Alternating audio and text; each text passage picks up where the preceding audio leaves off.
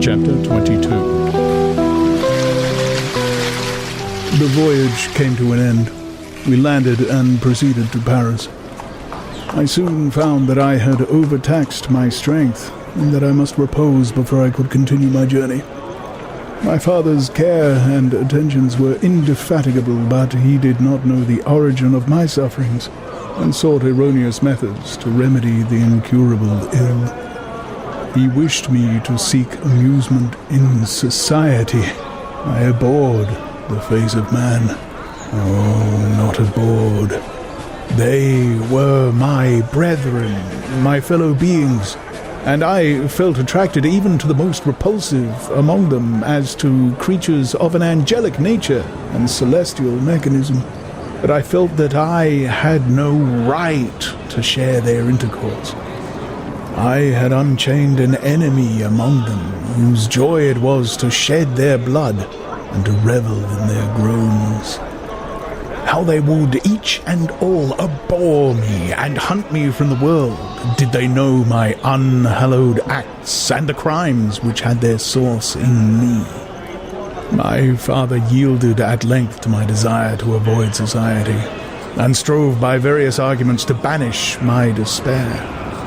Sometimes he thought that I felt deeply the degradation of being obliged to answer a charge of murder, and he endeavored to prove to me the futility of pride. "Alas, my father," said I, "how little do you know me? Human beings, their feelings and passions would indeed be degraded if such a wretch as I felt pride. Justine, poor, unhappy Justine, was as innocent as I, and she suffered the same charge. She died for it, and I am the cause of this. I murdered her. William, Justine, and Henry, they all died by my hands." My father had often, during my imprisonment, heard me make the same assertion. When I thus accused myself, he sometimes seemed to desire an explanation, and at others he appeared to consider it as the offspring of delirium, and that, during my illness, some idea of this kind had presented itself to my imagination, the remembrance of which I preserved in my convalescence. I avoided explanation, and maintained a continual silence concerning the wretch I had created. I had a persuasion that I should be supposed mad, and this in itself would forever have chained my tongue, but besides, I could not bring myself to disclose a secret which would fill my hero with consternation and make fear and unnatural horror the inmates of his breast. I checked, therefore, my impatient thirst for sympathy, and was silent when I would have given the world to have confided the fatal secret. Yet, still, words like those I have recorded would burst uncontrollably from me. I could offer no explanation of them, but their truth in part relieved the burden of my mysterious woe. Upon this occasion, my father said, with an expression of unbounded wonder, "My dearest Victor, what infatuation is this? My dear son, I entreat you never to make such an assertion again." "I am not mad," I cried energetically.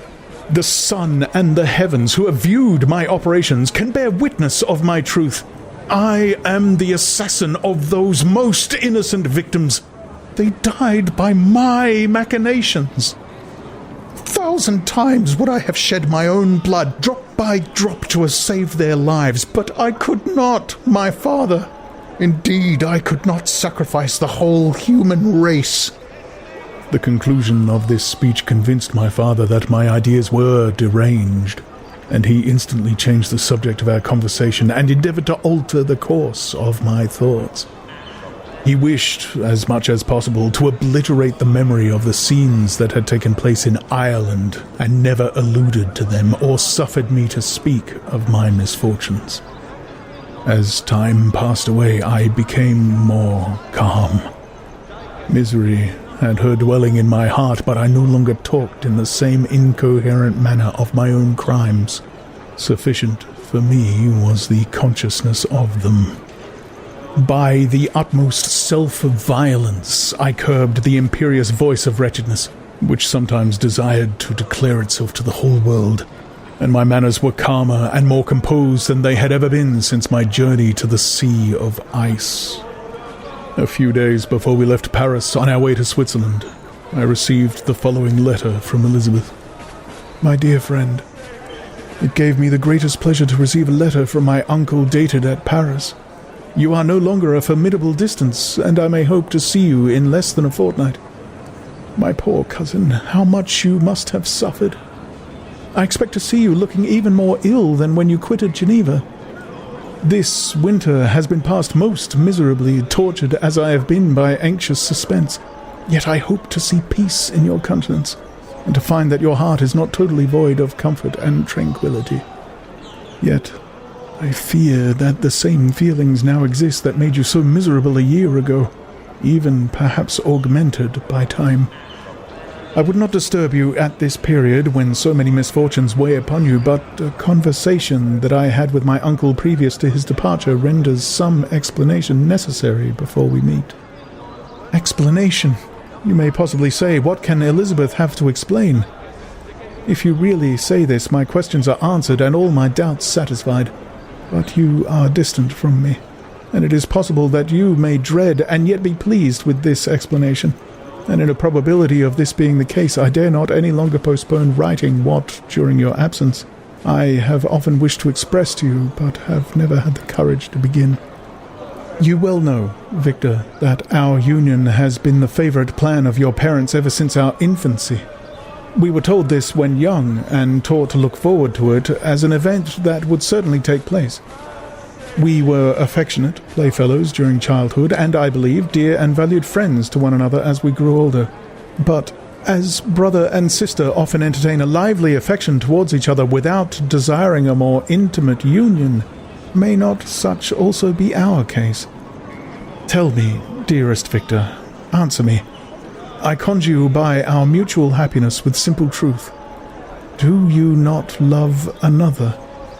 You have travelled. You have spent several years of your life at Ingolstadt, and I confess to you, my friend, that when I saw you last autumn so unhappy, flying to solitude from the society of every creature, I could not help supposing that you might regret our connection, and believe yourself bound in honour to fulfil the wishes of your parents, although they oppose themselves to your inclinations.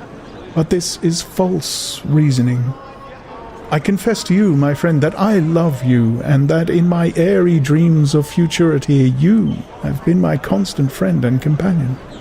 But it is your happiness I desire, as well as my own, when I declare to you that our marriage would render me eternally miserable unless it were the dictate of your own free choice. Even now I weep to think that, borne down as you are by the cruelest misfortunes, you may stifle, by the word honour, all hope of that love and happiness which would alone restore you to yourself. I, who have so disinterested an affection for you, may increase your miseries tenfold by being an obstacle to your wishes. Ah, Victor, be assured that your cousin and playmate has too sincere a love for you not to be made miserable by this supposition. Be happy, my friend, and if you obey me in this one request, remain satisfied that nothing on earth will have the power to interrupt my tranquillity. Do not let this letter disturb you. Do not answer tomorrow or the next day, or even until you come, if it will give you pain. My uncle will send me news of your health, and if I see but one smile on your lips when we meet, occasioned by this or any other exertion of mine, I shall need no other happiness. Elizabeth Lavenza, Geneva, May 18th, 17 -- This letter revived in my memory what I had before forgotten, the threat of the fiend. I will be with you on your wedding night. Such was my sentence, and on that night would the demon employ every art to destroy me and tear me from the glimpse of happiness which promised partly to console my sufferings. On that night he had determined to consummate his crimes by my death. Well, be it so. A deadly struggle would then assuredly take place, in which, if he were victorious, I should be at peace, and his power over me be at an end. If he were vanquished, I should be a free man. Alas, what freedom! Such as the peasant enjoys when his family have been massacred before his eyes, his cottage burned, his lands laid waste, and he is turned adrift, homeless, penniless, and alone, but free. Such would be my liberty, except that in my Elizabeth I possessed a treasure, alas, balanced by those horrors of remorse and guilt which would pursue me until death. Sweet and beloved Elizabeth! I read and reread her letter, and some softened feeling stole into my heart and dared to whisper paradisical dreams of love and joy. But the apple was already eaten, and the angel's arm bared to drive me from all hope. Yet I would die to make her happy. If the monster executed his threat, death was inevitable. Yet again, I considered whether my marriage would hasten my fate. My destruction might indeed arrive a few months sooner, but if my torturer should suspect that I postponed it, influenced by his menaces, he would surely find other and perhaps more dreadful means of revenge. He had vowed to be with me on my wedding night, yet he did not consider that threat as binding him to peace in the meantime, for, as if to show me that he was not yet satiated with blood, he had murdered Clerval immediately after the enunciation of his threats. I resolved, therefore, that if my immediate union with my cousin would conduce either to hers or my father's happiness, my adversary's designs against my life should not retard it a single hour. In this state of mind I wrote to Elizabeth. My letter was calm and affectionate. "I fear, my beloved girl," I said, "little happiness remains for us on earth, yet all that I may one day enjoy is centered in you. Chase away your idle fears. To you alone do I consecrate my life and my endeavors for contentment. I have one secret, Elizabeth, a dreadful one. When revealed to you, it will chill your frame with horror, and then, far from being surprised at my misery, you will only wonder that I survived what I have endured. I will confide this tale of misery and terror to you the day after our marriage shall take place. For, my sweet cousin, there must be perfect confidence between us. But until then, I conjure you, do not mention or allude to it. This I most earnestly entreat, and I know you will comply." In about a week after the arrival of Elizabeth's letter, we returned to Geneva. The sweet girl welcomed me with warm affection, yet tears were in her eyes as she beheld my emaciated frame and feverish cheeks. I saw a change in her also. She was thinner, and had lost much of that heavenly vivacity that had before charmed me, but her gentleness and soft looks of compassion made her a more fit companion for one blasted and miserable as I was. The tranquillity which I now enjoyed did not endure. Memory brought madness with it, and when I thought of what had passed, a real insanity possessed me. Sometimes I was furious and burned with rage, sometimes low and despondent. I neither spoke nor looked at anyone, but sat motionless, bewildered by the multitude of miseries that overcame me. Elizabeth alone had the power to draw me from these fits. Her gentle voice would soothe me when transported by passion, and inspire me with human feelings when sunk in torpor. She wept with me and for me. When reason returned, she would remonstrate and endeavor to inspire me with resignation. It is well for the unfortunate to be resigned, but for the guilty there is no peace. The agonies of remorse poison the luxury there is otherwise sometimes found in indulging the excess of grief.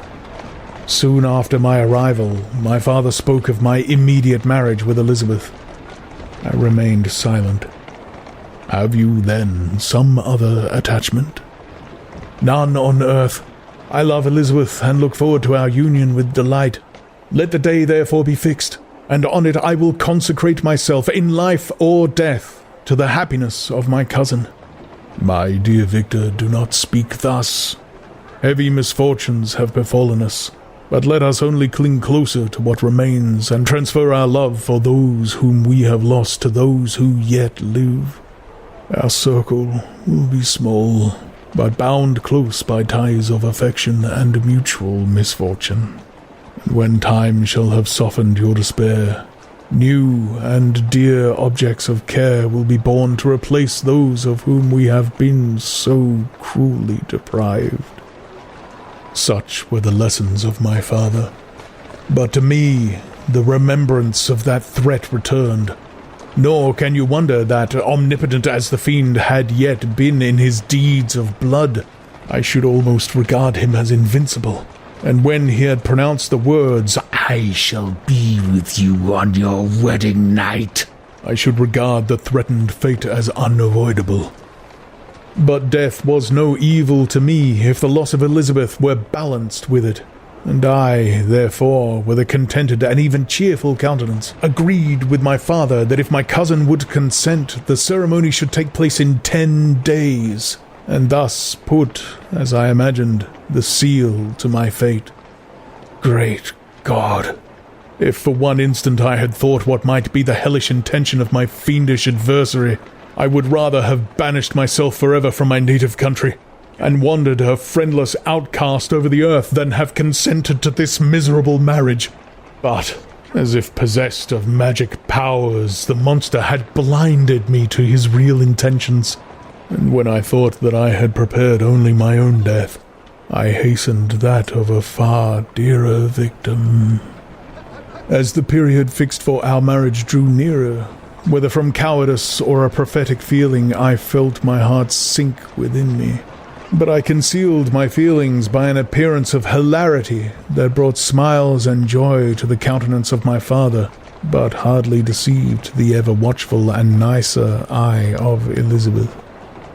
She looked forward to our union with placid contentment, not unmingled with a little fear which past misfortunes had impressed, that what now appeared certain and tangible happiness might soon dissipate into an airy dream, and leave no trace but deep and everlasting regret.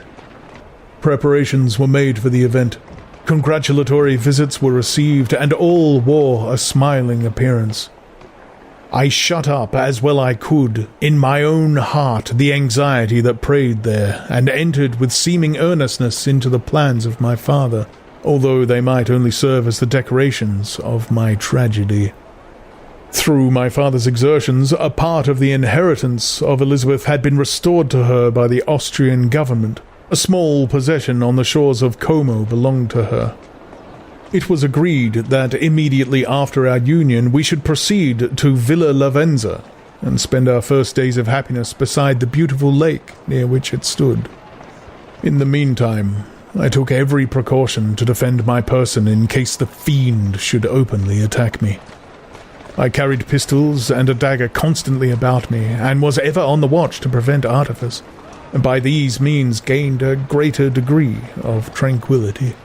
Indeed, as the period approached, the threat appeared more as a delusion, not to be regarded as worthy to disturb my peace, while the happiness I hoped for in my marriage wore a greater appearance of certainty, as the day fixed for its solemnization drew nearer, as I heard it continually spoken of as an occurrence which no accident could possibly prevent. Elizabeth seemed happy. My tranquil demeanor contributed greatly to calm her mind, but on the day that was to fulfill my wishes and my destiny, she was melancholy, and a presentiment of evil pervaded her. And perhaps also she thought of the dreadful secret which I had promised to reveal to her on the following day. My father was in the meantime overjoyed, and in the bustle of preparation only recognized in the melancholy of his niece the diffidence of a bride. After the ceremony was performed, a large party assembled at my father's.